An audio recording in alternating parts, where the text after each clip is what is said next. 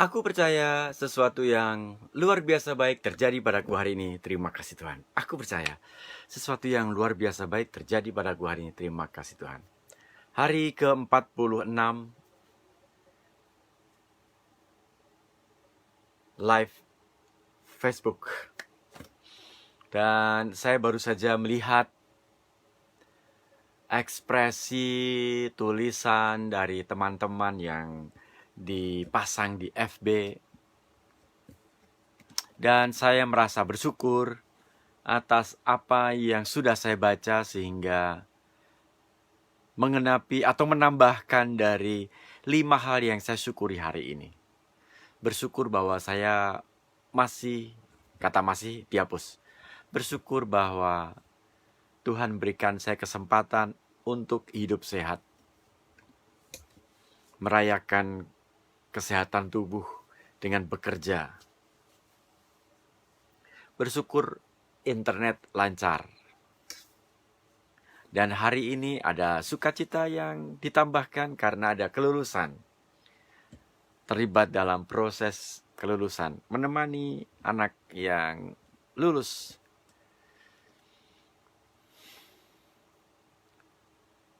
Dan bersyukur bisa melihat update status teman-teman. Itu sesuatu yang membahagiakan. Hal kecil tapi bisa membahagiakan. Ada Henny Stokis NASA Palembang sedang menonton. Oke, Ibu Henny selamat dan sukses. Laris manis. Sukses nantiasa, bersyukur untuk segala hal yang sudah diterima dan sukses untuk bisnisnya, juga untuk kehidupanmu dan keluargamu, serta seluruh, termasuk juga doa untuk jaringan Anda, sehingga tidak hanya sendirian sukses, tapi juga bersama timnya, sukses luar biasa. Terima kasih. Kemudian topik hari ini, pembahasan hari ini, melanjutkan yang kemarin, yaitu tentang kegelisahan. Jadi ini topiknya kegelisahan part 2, gitu. Kegelisahan serial kedua. Kata kegelisahan itu diambil oleh karena kejadian seminggu 2 minggu terakhir. Kalau Bapak Ibu teman-teman sempat kan ingat apa yang dibahas kemarin.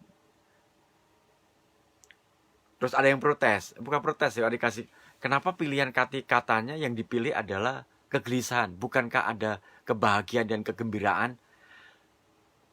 Betul, saya setuju bahwa juga ada kegembiraan, ada sukacita, ada kesuksesan, ada perjumpaan dengan teman-teman baru.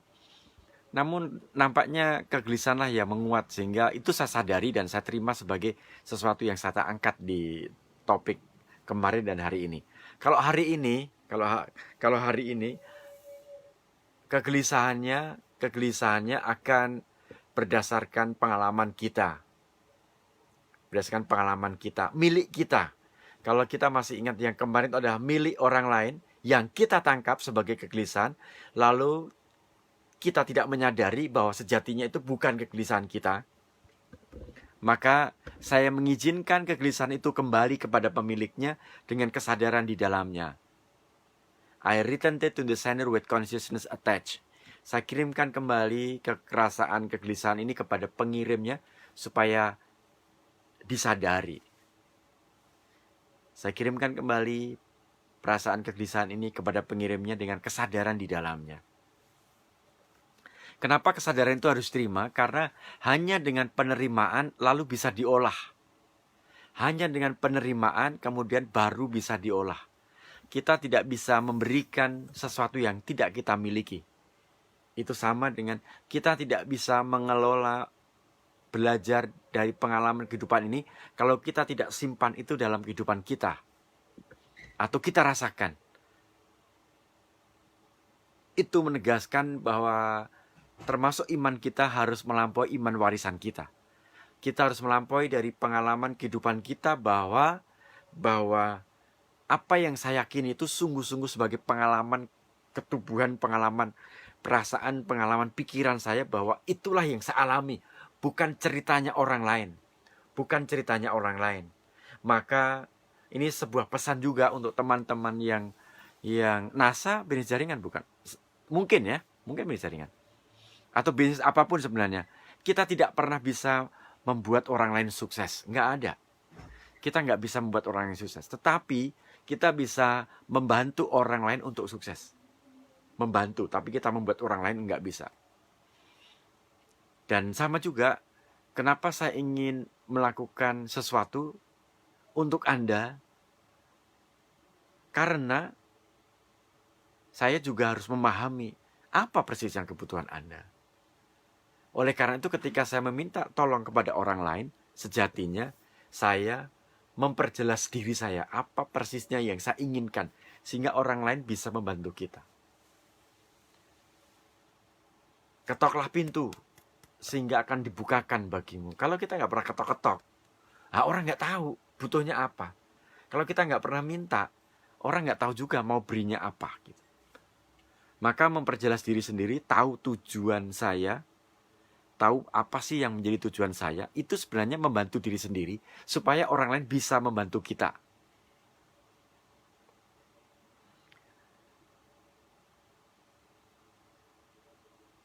Dengan mengerti tujuan kita, maka kita membantu orang lain untuk bisa membantu kita.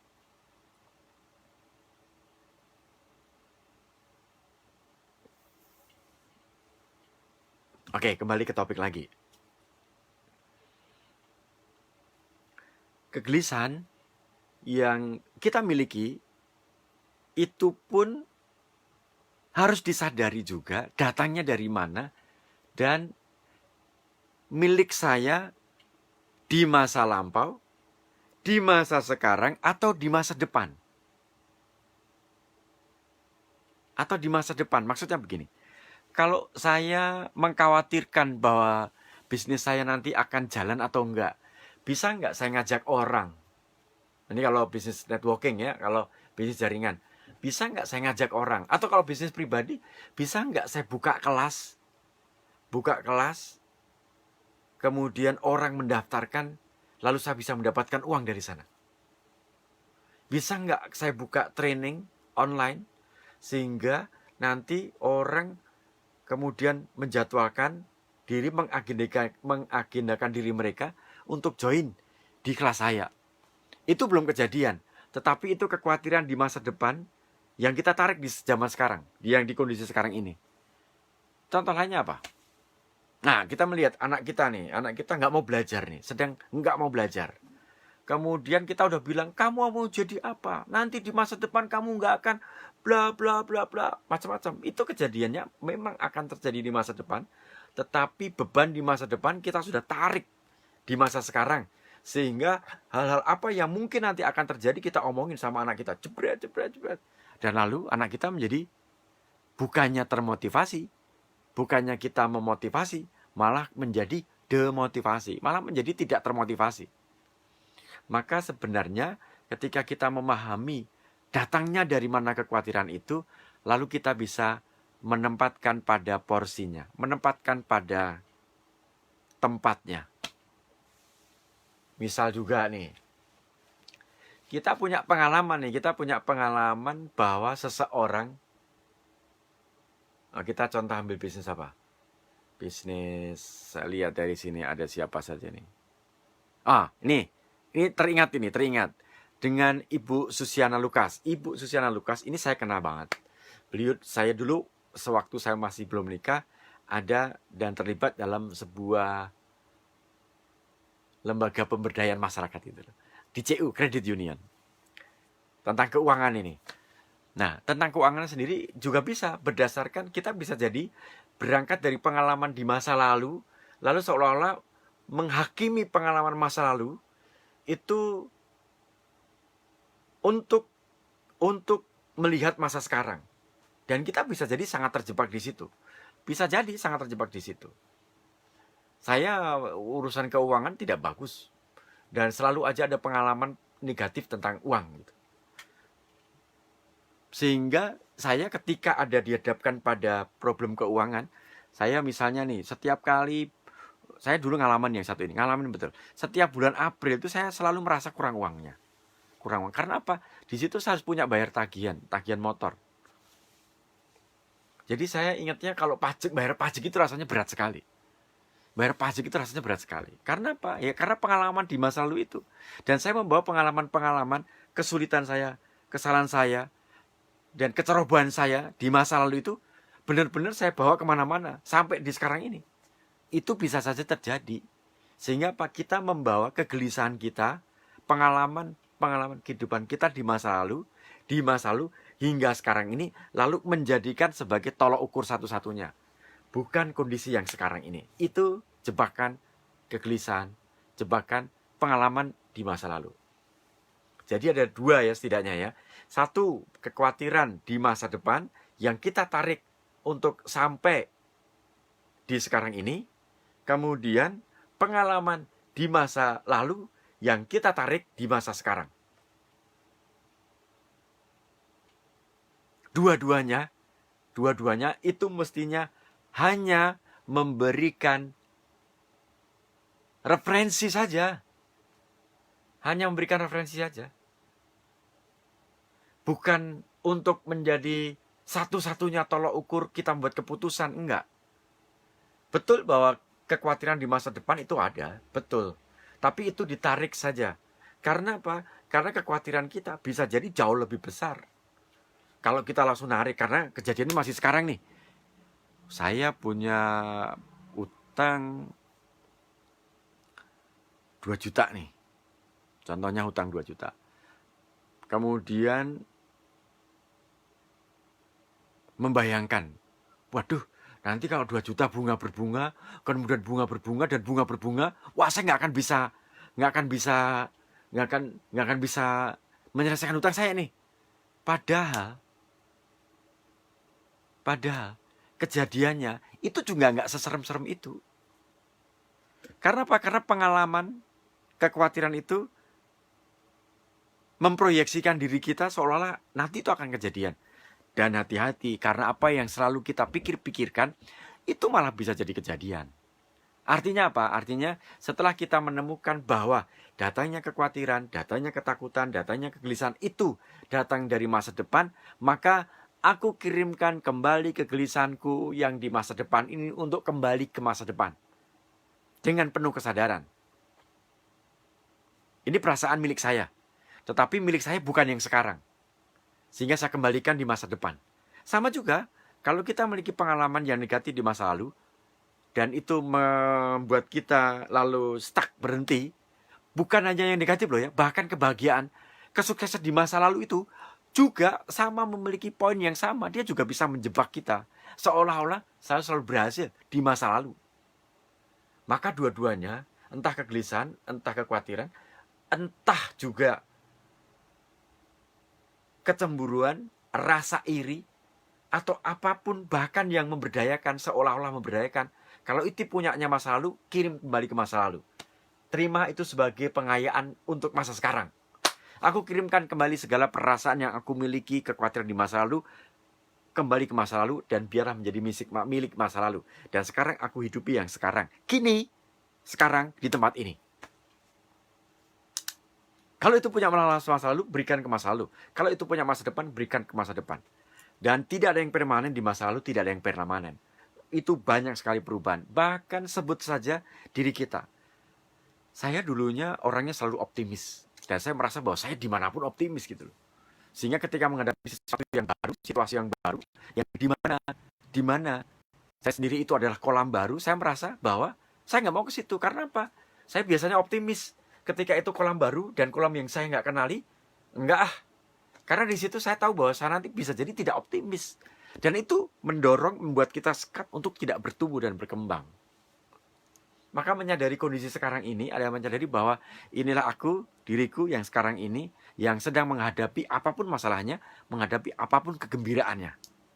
Lalu menyadari, dan kembali lagi, jurnal bersyukur, tulis di situ. Karena apa? Bersyukur menyatakan, membuat kita menyadari bahwa hari ini cukup untuk hari ini. Hari ini cukup untuk hari ini. Dan besok ada berkat baru. Jangan sampai hari ini, kegelisahan dari ketakutan ini, kita buat di besok. Itu sudah selesai, itu sudah yang kemarin. Dan sama juga, besoknya itu hari berkat baru, hari baru. Tapi kita boleh membawa pengalaman yang kemarin, entah bahagia, entah sedih, itu sampai sekarang. Tapi itu tidak membuat kita menarik diri untuk selalu hidup di masa lalu. Apakah ada orang yang hidup di masa lalu? Banyak. Secara biologis, secara historis itu secara waktu, kronologis, saya lahir tahun berapa hingga sekarang. Itu permanen. Maksudnya itu sama berlaku untuk siapapun. Secara historis. Secara waktu, kita semuanya sama, memiliki sama. Kalau Anda usianya 40 tahun, maka Anda 40 tahun. Kalau ada yang 30 tahun, di saat yang sama, di hari ini, ada yang 40, ada yang 30. Tetapi, perkembangan pribadi itu sangat-sangat berbeda. Itu tidak menganut hukum historis lagi. Anda bisa saja usia 30 tahun, tetapi pemahaman Anda itu bisa sangat-sangat mendalam. Karena apa? Karena Anda bisa saja pernah tinggal dalam suasana di mana lingkungan Anda membentuk Anda. Sehingga Anda kok masih muda tetapi bla bla bla bla. Seperti seorang yang udah tua, bijaksana. Bijaksana itu tidak selalu punya orang tua. Tapi intinya adalah seolah-olah kamu lebih tua dibandingkan usia kamu. Karena apa? Karena pertumbuhan spiritualitasnya bisa jadi lebih mendahului dari usia tubuhnya. Termasuk juga otot masa tubuh nih. Saya dulu pernah cek waktu masuk nge-gym gitu, tes gitu, usia apa namanya ya? Usia historisnya berapa, usia tubuh masa ototnya itu ternyata lebih muda. Jadi usianya 30 tahun tetapi tubuhnya itu usianya masih 23 misalnya gitu. Nah, Anda tebak saya usianya berapa coba? Enggak. Itu untuk memperjelas saja ya, untuk memperjelas saja bahwa usia historis itu bisa sama memang seperti itu, tetapi usia spiritualitas, usia biologi juga itu bisa berbeda. Ibu Susiana, terima kasih atas pengalaman tentang keuangannya, sehingga saya juga merasakan sungguh-sungguh bertumbuh dan berkembang. Oleh karena pengalaman itu, saya tahu persis sekarang bahwa menabung itu di depan bukan di belakang. Dan itu saya praktekkan, dan itu dipraktekkan juga oleh satu keluarga, oleh anak-anak saya juga. Kenapa? Karena itu adalah pembelajaran yang luar biasa juga, yang itu tidak pernah saya dapatkan dulu sewaktu saya sebelum ikut Credit Union. Terima kasih Ibu Susi. Coach Hari, terima kasih sudah sempat mampir. Ibu Lia, terima kasih. Francisca Hermawati, dulu juga pernah di CO. Oke, good, bagus. Oke. Nah, dari Jogja. Nah, Ibu Justina, ada ada dua hal yang untuk menegaskan bahwa ada pengalaman di masa lalu, ada pengalaman di masa depan, ada pengalaman yang sekarang. Oke. Ini terkait dengan begitu banyak hal. Ada banyak area hubungan relationship, area keuangan juga di situ. Kemudian area keuangan itu misalnya begini. Oleh karena pengalaman betapa sulitnya mencari uang dan selalu uangnya pas-pasan gitu, sehingga lalu menjadi pelit. Pelit berbeda dengan hitung-hitungan ya. Pelit itu memang sebenarnya duitnya ada, tetapi memang nggak mau dikeluarin gitu. Berbeda dengan orang hitung-hitungan. Orang hitung-hitungan bisa jadi memang duitnya nggak ada, bisa jadi memang duitnya banyak pun memang tetap perhitungan, memang berhitung. Untuk setiap yang dikeluarkan itu berhitung, dan setiap yang didapat itu dihitung. Kalau pelit itu adalah perilaku di mana berapapun uang yang kita punya, pokoknya saya tahan gitu. Nggak mau keluar. Dan itu bisa datang dari pengalaman di masa lalu. Lalu dibawa sampai sekarang. Pengalaman yang kecil lagi apa ya kira-kira yang bisa dicontoh? Misalnya gini, dulu di masa mudanya, contoh di masa mudanya nih, ada seorang bapak di masa mudanya itu oleh karena perjuangan kehidupan, lahir dari keluarga yang banyak juga, saudara-saudaranya banyak, maka kebiasaan adalah ketika makan telur ayam itu 3, itu bukan buat berdua, tetapi bisa berlima. Karena apa? Telurnya dikocok dulu, kemudian didadar. Nah setelah didadar itu bisa dipotongnya jadi banyak. Jadi pengalamannya adalah telur 3 itu bisa dibagi untuk 5 orang. Dan itu terpola, terbiasa, dan itu yang dilihat di setiap hari. Dalam perjalanan si bapak tadi itu menjadi remaja lalu menjadi dewasa. Dan ketika sudah berumah tangga pun, ternyata perilakunya juga sama. Perilakunya sama. Ketika makan sendiri gitu, ketika sudah cukup gitu, ketika anak-anak masing-masing diberi satu, ini bapak juga satu itu dipotong jadi 2.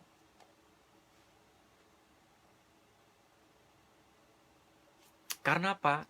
Karena memang pengalaman di masa lalu adalah saya separuh aja cukup. Separuh aja cukup.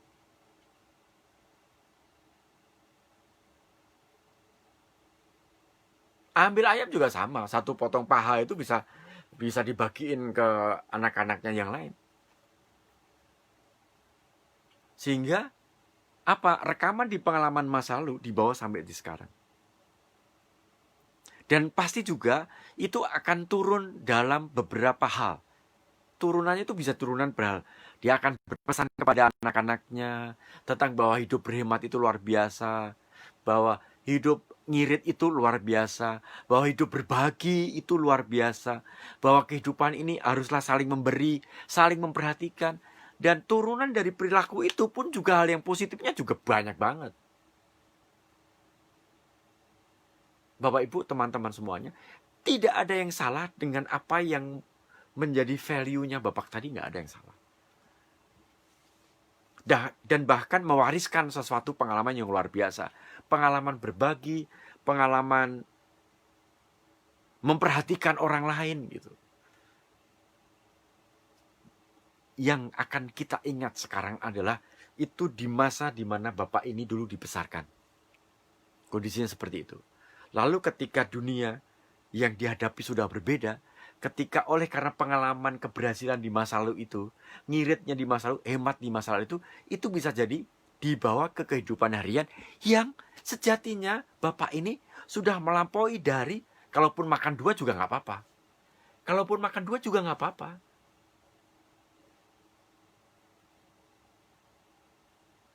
Karena apa? Karena memang ada. Nah, menjadi menarik ketika lalu ini menjadi prinsip, ini menjadi sesuatu yang harus dipegang teguh.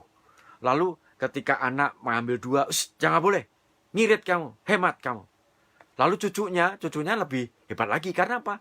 Karena kalau bapaknya sudah berhasil, anaknya juga sudah cukup berhasil, maka bisa jadi si anak tadi, anaknya si bapak tadi, bisa jadi dia juga merasakan memiliki dendam terhadap pengalamannya di masa lalu. Sehingga ketika anaknya yang adalah cucunya bapak tadi, itu makan 1 atau 2, 3 telur, dibebaskan. Nggak apa-apa nak, papa masih bisa memberikan itu.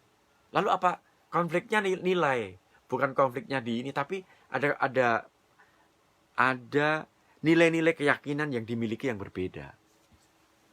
Itu alasannya kenapa di video kesekian saya bilang setiap orang anak-anak pasti mengalami luka-luka batin. Datang dari pengalaman hidup di dalam keluarga. Luka-luka batin. Karena memang itu terjadi. Terjadinya karena apa? Karena ada value-nya si bapak yang diturunkan, yang beliau miliki.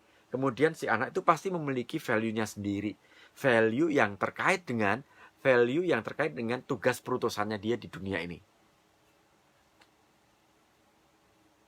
Oke, itu pengalaman di masa lalu menjadi sistem keyakinan, belief sistemnya, lalu itu diturunkan. Nah ini, teman-teman semuanya, ini bisa juga terwariskan kepada kita. Oleh karena apa yang kita lihat setiap hari, kita dengar setiap hari, kita praktekkan dalam kehidupan kita sehari-hari, dan kita yakini, kita imani, maka itu juga akan tanpa kita sadari mewaris dalam diri kita.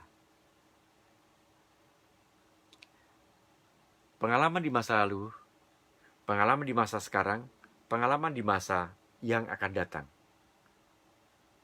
memiliki pengaruhnya dalam kehidupan kita keseharian. Nah, kalau itu menyangkut kekhawatiran, kegelisahan kita sendiri, sekarang lihatlah, ceklah. Ini milik saya di masa lalu, di masa sekarang, atau di masa depan.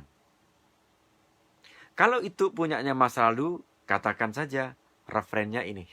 Aku kirimkan kembali perasaan, kegelisahan ini di masa lalu ku dengan penuh kesadaran. Kalau itu punya masa depan ya, aku kembalikan perasaan kegelisahan ini di masa depan milikku dengan penuh kesadaran. Jadi biarlah yang menjadi punya masa depan menjadi punya masa lalu, punyanya masa lalu. Dan sekarang saya menyadari dengan kekayaan, kekhawatiran, kekayaan, kegelisahan itu, saya lalu diperkaya sehingga saya memiliki jeda. Saya memiliki ruang, saya memiliki waktu untuk memikirkan ulang terhadap hal-hal yang merisaukan ini.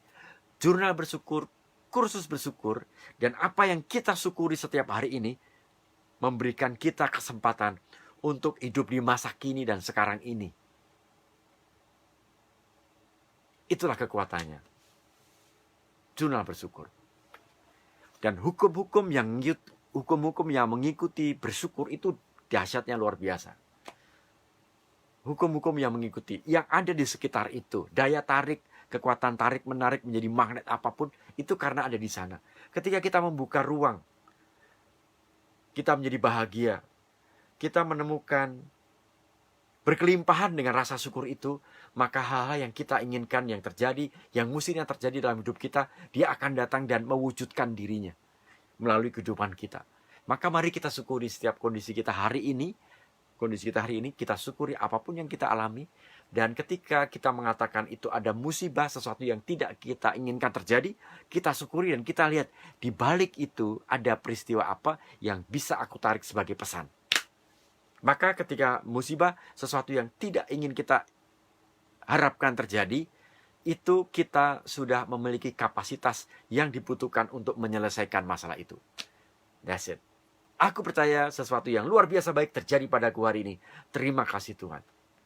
Aku percaya sesuatu yang luar biasa baik terjadi padaku hari ini. Terima kasih Tuhan.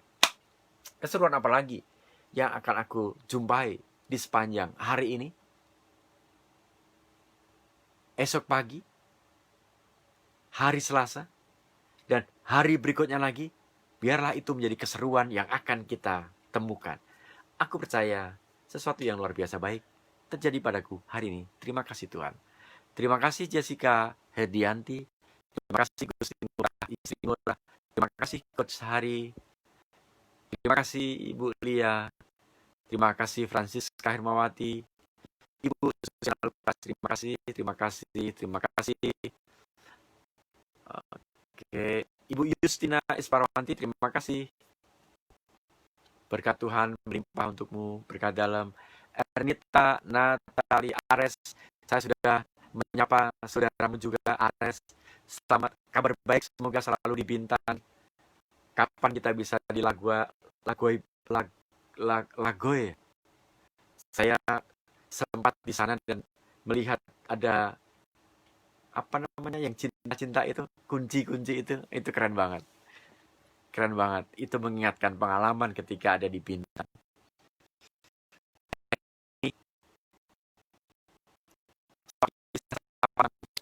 Sukses untuk bisnismu dan keluargamu dan semuanya yang sudah ada kepaan. Terima kasih sudah sempat muncul dan memberikan. Oke, terima kasih. Dan terima kasih semuanya teman-teman. Sampai ketemu lagi. Kita akan berjumpa lagi di video selanjutnya. Kemudian jangan lupa, jangan lupa itu supaya ingat. Oh, di Lagoy baik, Oke, sip. Ya, semoga ya. Oke, kalau untuk teman-teman di Bintan, khususnya di sekolah ya, berada di sana. Andaikan ada jurnal bersyukur, kursus bersyukur via YouTube, YouTube, silakan saja tinggal kirimkan kabar. Nanti saya coba japri beberapa teman di sekolah, barangkali masih kita bisa lakukan di bulan Juli nanti. Ada sebagian teman-teman yang masih tetap hubungan di sana, dari sana. Terima kasih. Oke, terima kasih semuanya. Oke, saya ada di IG Paulus Wahyudi. Silahkan juga mengunjungi, dan saya juga akan berbagi di sana. Akan ada kelas session bersyukur, live juga di IG, dan satu lagi yang akan diaktifkan yaitu YouTube tentang jurnal bersyukur, tentang tutorial bagaimana bersyukur, dan hal-hal yang bisa kita syukuri. Nah, teman-teman nanti silahkan juga like, comment, share, kemudian subscribe juga di sana, dan apapun yang teman-teman pikirkan, bayangkan tentang bersyukur, hal apa yang menjadi kelebihan, hal apa yang Anda rasakan, hal apa yang menjadi kesulitan, silahkan berikan komen di YouTube, sehingga ini lalu bisa berdampak bagi banyak orang. Terima kasih semuanya, dan ini Mas Albertus Kunto Anggoro baru muncul malah justru. Mas Kunto, saya baca cerita tentang diri Anda, ternyata banyak grup juga yang berhubung di sana ya. Ada, oke, dari Jogja kemarin kalau nggak salah,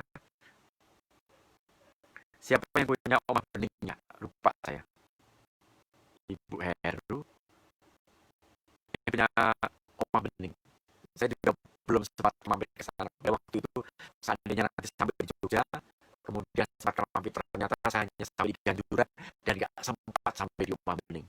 Semoga nanti sampai ke sana. Mas Kunto, terima kasih. Aduh, belum sempat berguru sama untuk bagaimana cara membuat tulisannya. Saya sedang membuat panduan jurnal bersyukur. Semoga ini juga menjadi salah satu impian saya, karena lihat Mas Kunto selalu aktif menulis dan membuat banyak tentang tulisan-tulisan. Semoga saya juga bisa meniru dan lalu bisa berbagi, dan bisa berbagi melalui tulisan-tulisan saya. Terima kasih sudah mengunjungi. Oke, dan semuanya, terima kasih. Selamat malam. Sampai ketemu.